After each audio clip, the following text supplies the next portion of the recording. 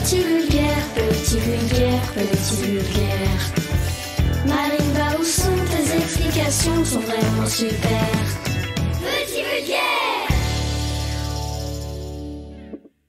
Salut les petits vulgaros, c'est Marine Baousson de Marine Baousson, tes explications sont vraiment super. Petit vulgaire, vous vous rappelez de moi ou quoi? Mais si, vous savez, je suis la dame du podcast, là, que vous aimez bien, celle qui parle tout le temps de prout. Ah, et ben voilà. Je savais qu'avec ce petit détail, vous vous rappelleriez de moi. Surtout que j'ai même reçu une lettre d'un petit garçon qui s'appelle Adam, et il m'a dessiné un prout tellement énorme que ces petits bonhommes étaient évanouis. J'ai trop adoré. D'ailleurs, si vous voulez m'écrire des petits courriers, n'hésitez pas.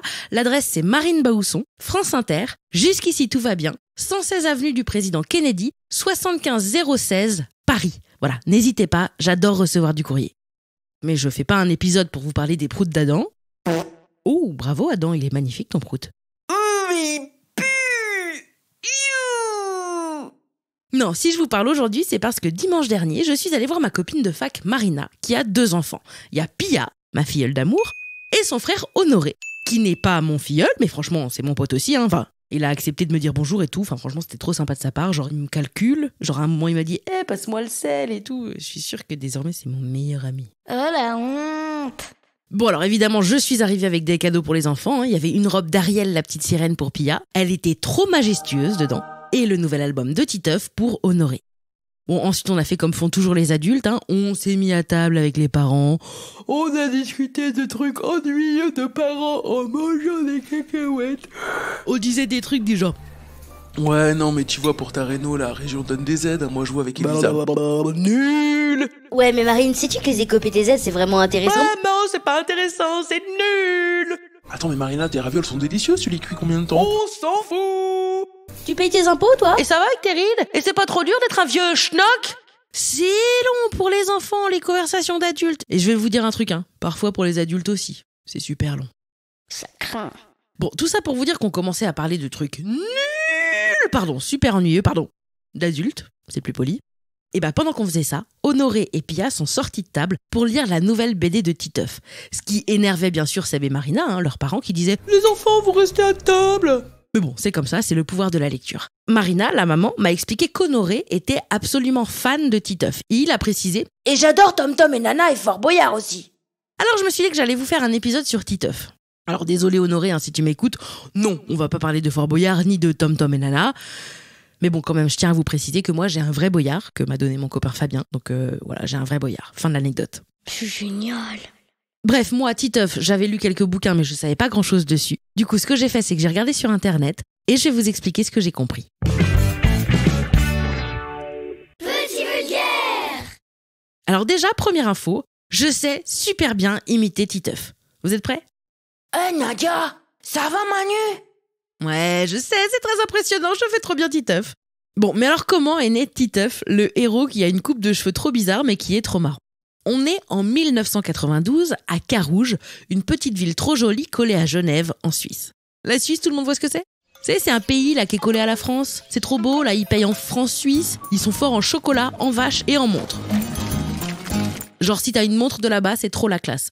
Alors que bon, une montre de Maubeuge ou de Choisy-le-Roi, tout le monde s'en fout.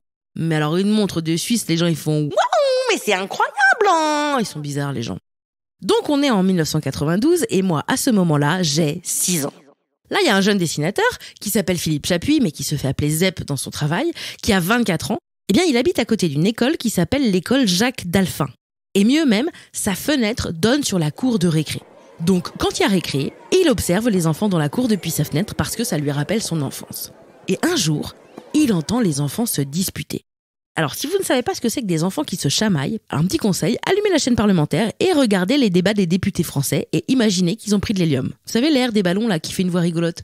Voilà, vous êtes dans la cour de l'école de Carouge. Je sois le Premier ministre, pardon.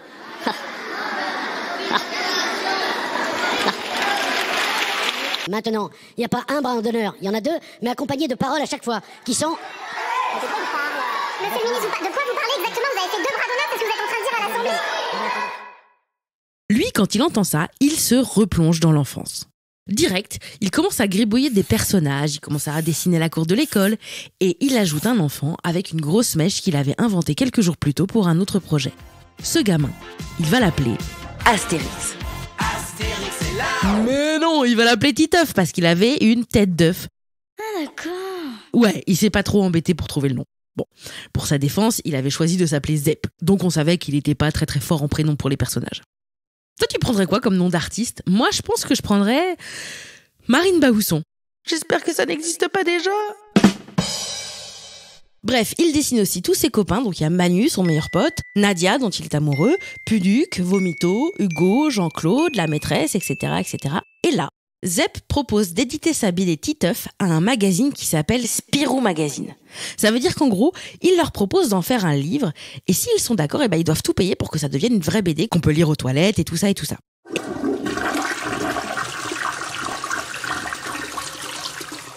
Et bref, donc Zep, il envoie sa BD à Spirou Mag et à toutes les maisons d'édition du monde qui se battent pour l'éditer et ça devient un énorme succès. Et non, bien sûr, ça a fait un truc comme dans les films. Il a reçu des refus d'absolument toutes les personnes à qui il l'a envoyé. Tout le monde pensait que Titeuf, ça ne marcherait pas. Personne n'achèterait la BD. Surtout que Zep, quand il a commencé à dessiner les Titeuf, il s'est dit que c'était pas pour les enfants. Non, lui, il voulait que ça parle aux adultes, genre « Oh, regardez, on se rappelle de notre enfance qui était approximativement pendant la préhistoire parce qu'on est vieux !»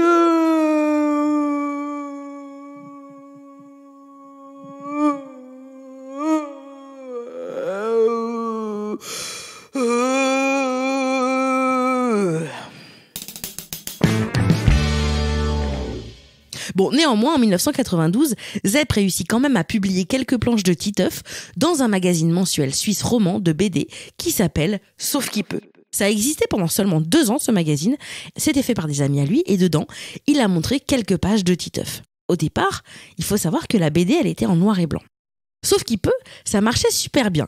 Quand soudain, un éditeur de la maison d'édition Glénat repère la BD de Zep et dit Guy Zep, ton nom d'artiste il est bizarre là, mais on aimerait bien publier ta BD là. Tu sais que t'as écrite là, en espionnant discrètement tel un espion secret, la cour d'une école suisse. Là, tu te rappelles que t'avais fait ça quand t'avais espionné, tel un espion secret. On peut faire une BD. Et Zep, il a dit oui. Le premier album de Titeuf s'appelle Dieu, le sexe et les bretelles. Alors, je sais bien que Dieu, le sexe et les bretelles, on dirait le titre d'un spectacle de Jean-Marie Bigard. Vous savez pas qui est Jean-Marie Bigard ? Ouais, peut-être que ça c'était une blague pour vos parents qui écoutent avec vous, donc c'est pas très grave. Bref, Titeuf est sorti en 1993 et depuis, il y a eu 18 albums et la série est un succès immense. Mais puisque le premier tome est sorti en 1993, ça veut dire que Titeuf, il a 30 ans. Alors, j'insiste parce que ce qui a 30 ans, c'est la BD Titeuf, c'est pas le personnage. Non, le personnage, Titeuf, il avait 8 ans quand c'est sorti en 1993 et il a toujours 8 ans aujourd'hui dans la BD. Mais donc, si mes calculs sont bons, que je fais 1993 moins 8, que je retiens 1, que je pose 8, que je divise par 19, que je fais la racine carrée de 40, bref, Titeuf, il est né en 1985. Or, moi, je suis né en 1986. Ça veut donc dire qu'en vrai, Titeuf, il est un tout petit peu plus vieux que moi. Ça fait flipper, Manu. Genre la conversation que j'ai eue avec les parents de Pia et Honoré, Titeuf, il pourrait y participer. Il dirait des trucs genre « Non, mais tu sais moi, la cotation... » Ah non, il aurait sa voix de Titeuf encore. Non, mais tu sais, moi, la cotation des entreprises, ni. Et puis, je trouve que le gouvernement, il a une attitude laxiste au sujet de l'évasion fiscale, ni. Incroyable. Mais heureusement, Titeuf n'a pas grandi. Non, il a toujours 8 ans. Parfois, je me demande en vrai comment il serait s'il avait 38 ans, Titeuf. Si Titeuf, il avait grandi, il aurait peut-être des enfants aujourd'hui. Il aurait peut-être un métier avec un attaché case. Il regarderait Laurent Delahousse le dimanche en se demandant, comme tout le monde, quelle est sa routine cheveux pour qu'il soit aussi beau. Parce que lui, il doit plus en avoir autant des beaux cheveux comme ça s'il a 38 ans. En tout cas, c'est un gros carton, Titeuf, et le nouvel album est super. Il est super actuel et surtout, il est drôle. Honoré et Pia, ils étaient pétés de rire en le lisant. Eh bien, sachez quand même qu'en 2009, il y a des gens qui ont voulu appeler leur fils Titeuf et ça a été refusé par la justice. Du coup, l'enfant s'est appelé Grégory. Bon, ça n'a rien à voir, mais c'est quand même rigolo comme histoire. En tout cas, voilà, ça c'était Titeuf, mais en petit vulgaire.